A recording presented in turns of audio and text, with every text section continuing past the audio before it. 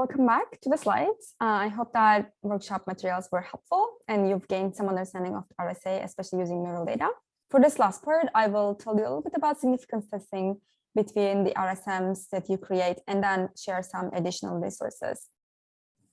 Significance testing for RSMs is similar to significance testing for correlations, but for the regular correlation testing, we would actually assume independence of the two variables. But for the RSMs, we can't really assume that because similarities are dependent on two response patterns. So we will have a slightly different approach to significance testing for the representation similarity matrices. And this is how you will do it. You first start with correlating the two RSMs you obtained. This could be, for instance, an RSM of a neural data and an RSM of a behavioral data, and then you want to see how they are related to each other. The correlation you obtain between the two RSMs here in this step would be your quote-unquote true correlation. Then you simulate a null correlation between your two RSMs. And the way to do this is you randomize the condition labels by reordering the rows and columns of one of the similarity matrices.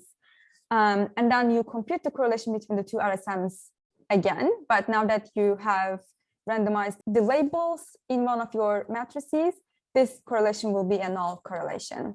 And then you repeat this two steps a number of times, for instance, 10,000 times.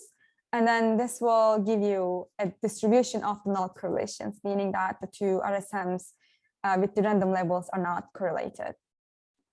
In the last step, you compare your true correlations, which you obtain in step 1, to the null distribution from step 2. And the idea here is actually similar to all other types of significance testing, where you have a value and you are testing whether it falls within the null distribution or not, based on an alpha value that you decide for your own study. So I'm not going to go into the details of this, obviously, but if you want to get more deeper into this, you can look at the resources that I share here on the slide.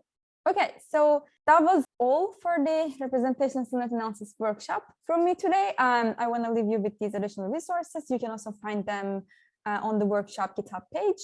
There's a couple of papers that I've heavily cited here in this workshop, and they're all helpful resources. And I want to give a shout out to our very own Harun for this wonderful paper, which I actually really liked myself when I was doing my first RSA.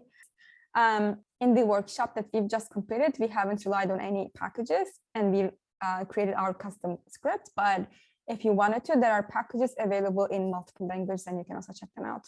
Thank you so much for your participation in this workshop. Hopefully you've learned a lot. And if you have any questions about applying RSA to your data, you can always reach out to me from the coding channel.